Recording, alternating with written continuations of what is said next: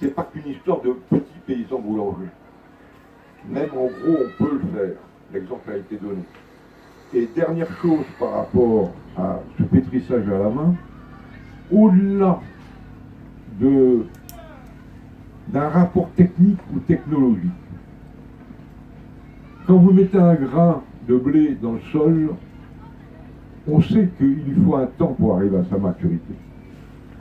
Quand on mélange 3 ingrédients qui sont en réalité 2 ingrédients, le sel étant nécessaire mais venant un petit peu à part, l'eau et la farine, elle a besoin d'un temps. Alors en tant que client, apprenez à retrouver ce temps. Acceptez qu'éventuellement le pain ne soit pas chaud, de toute façon ça sera meilleur pour vous. Acceptez qu'éventuellement c'est pas une boulangerie ouverte 7 jours sur 7 ni 5 sur 7, elle peut être que 3 sur 7, il est crevé. Acceptez qu'éventuellement il ne soit pas toujours pareil. Parce que si vous voulez du pain toujours pareil, obligatoirement il faut mettre des régulateurs.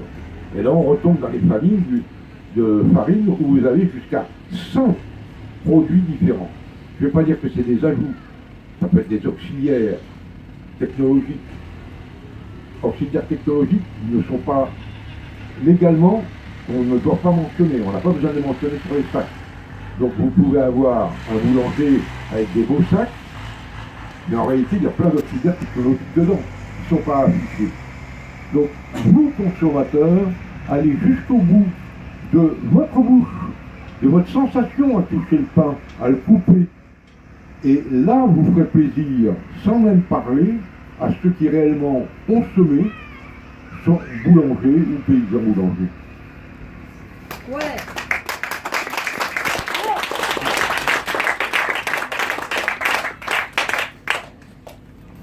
Il faut connaître sa boulangerie aussi. Oui. Qu'est-ce qu'elle fait?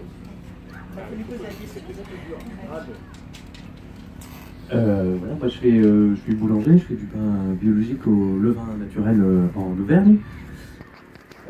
Jusqu'à présent, on achète donc la farine qui est écrasée, les grains sont écrasés sur meule de pierre, donc c'est un petit moulin qui nous fait ça sur moulin à strier, donc on est très content de cette farine, c'est vraiment super travail. Et on voulait aller un peu plus loin justement dans les variétés anciennes, puisque là on ne sait pas trop finalement quelle variété, le meunier ne veut pas trop nous dire, il ne sait pas trop, enfin si, il sait, mais il ne veut pas trop nous dire, rentrer trop là-dedans.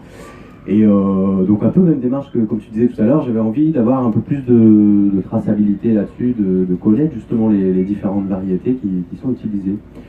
Et donc du coup on a rencontré une rencontre fortuite par hasard, un agriculteur qui élève des vaches salaires en agriculture biologique et qui fait aussi des céréales.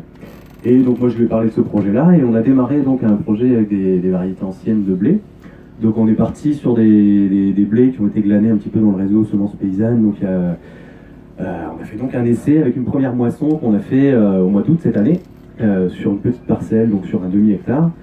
Et donc on a fait un mélange, il y avait de la touzelle, du poulard d'Auvergne, du barbu du Forez, voilà. Et en fait, je pense pas que ce soit les bonnes variétés. Alors est-ce que c'était l'année qui était un peu compliquée ou pas, mais ce qui fait que les blés sont montés très très haut, quoi, vraiment.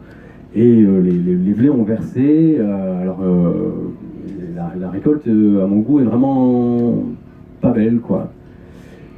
Et ma question, c'est un petit peu comment faire pour retrouver voilà, les variétés qu'ils utilisaient autrefois. Est-ce qu'on a des recherches qui ont été faites dans ce sens-là au niveau régional, qui ont été faites, je sais pas, moi, par l'INRA ou par d'autres personnes, des recherches sur lesquelles on pourrait s'appuyer pour retrouver ces bonnes variétés, puisque là, les variétés qu'on a utilisées, nous, on est à 800 mètres, c'est pas les mêmes variétés qui poussaient en Limagne, en bas, voilà, donc point d'interrogation, comment faire pour améliorer justement, enfin voilà, me faire des variétés anciennes pour dire de faire des variétés anciennes, ça m'intéresse pas.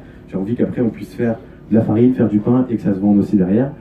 Et voilà, comment faire justement pour trouver des bonnes variétés adaptées à notre terroir.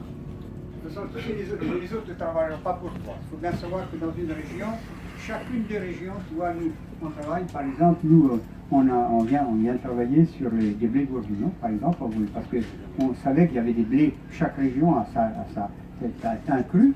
Tu sais, comme je vous expliquais, on dégustait, on pouvait déguster le pain, le vin, mais on peut déguster aussi le pain. Et il faut savoir qu'il y a des variétés chez toi qui conviennent certainement, mais il faut que tu les essayes. Et là, on ne peut pas le faire pour toi. Toi, nous, ce qu'on a fait, on a par exemple, on a les variétés bourguignonnes, on a sélectionné 11 variétés bourguignonnes pour sortir, nous, un pain bourguignon, tu vois, par exemple. C'était cet exemple-là. Parce qu'on sait, il y avait le meunier d'Apt qui a fait tout un ravage dans ce secteur. Mais chaque région, il faut qu'elle fasse ça. Mais pour ça, il faut qu'il y en ait qui le fassent. Mais il faut vraiment qu'on travaille sur ces variétés-là, je vais dire pourquoi, parce que moi, j'ai travaillé 2 semences au départ, tu vois. Moi, dans mon petit village de 200 habitants, j'ai été en face à face avec deux gars qui faisaient les semences à l'INRA, et un autre qui travaillait chez le maire des Fontaines. Hein. Et les deux, ceux-là qui travaillent sur le terrain, ceux-là qui font les croisements, qui travaillent sur les semences, sur le terrain, ce n'est pas des gens du commerce du tout, c'est des gens du terrain. Ils m'ont dit, oui, il faut absolument qu'on travaille sur ces anciennes semences-là, parce que si on a gagné en quinto, si on a gagné en verse, la verse, c'est ça le problème des anciennetés, le verse, si on a gagné sur des maladies, on a perdu en qualité, on n'a pas le choix, il faut absolument qu'on reparte.